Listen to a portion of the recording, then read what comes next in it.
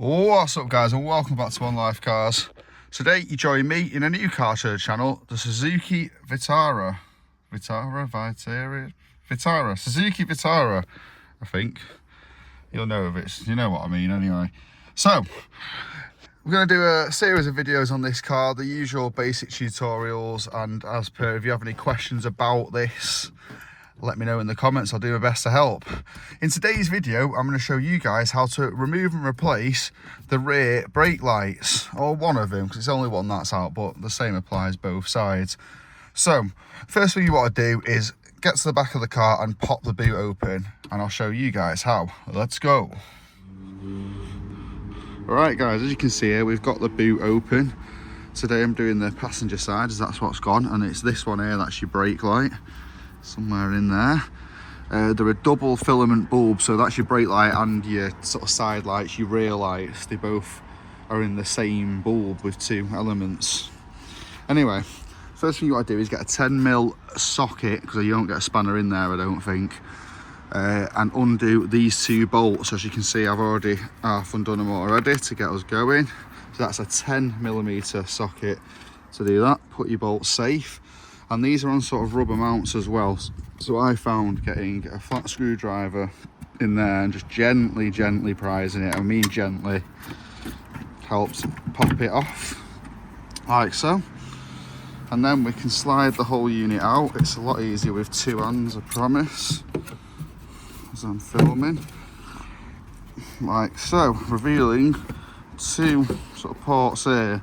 And it's the top one that's your brake light, the bottom one's an indicator. So if you're doing an indicator bulb, same applies, but it's that one, and it's this one for our brake light, which is the top one.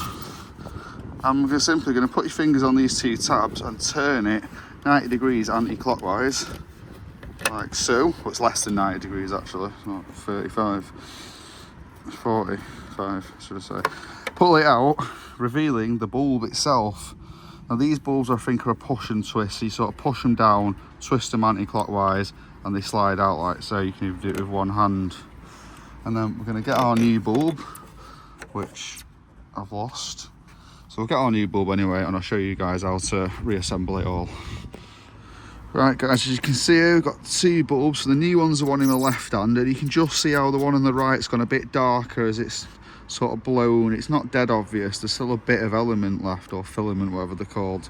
But yeah, we've got this new one in, so put that one to one side, and I'm going to slide the new one in until the pins meet up in the little holes, you'll see, and then you should be able to push down and turn it clockwise at the same time as pushing down.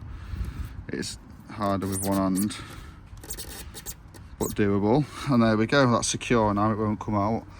And then you can line up this again, just to give it a bit of a turn so it pops in, and turn it back 40 degrees clockwise.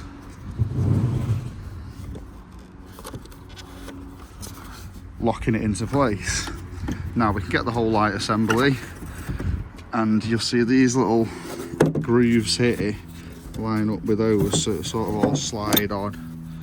So you want to sort of push in and slide it into position, sort of not like that.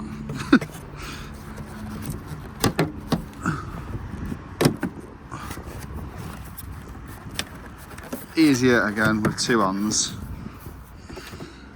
but you get the idea. There we go. Once that's back in position, you're happy with it's all flush and how it should be. You can get the two bolts, two 10mm bolts, start them off by hand, and then gently tighten them with your ratchet again. Don't over tighten these guys because it's plastic and you will just go straight through the plastic and split it, break your whole light, assemble it, and that'll cost a few quid. So yeah, be gentle tightening them up, don't overdo it.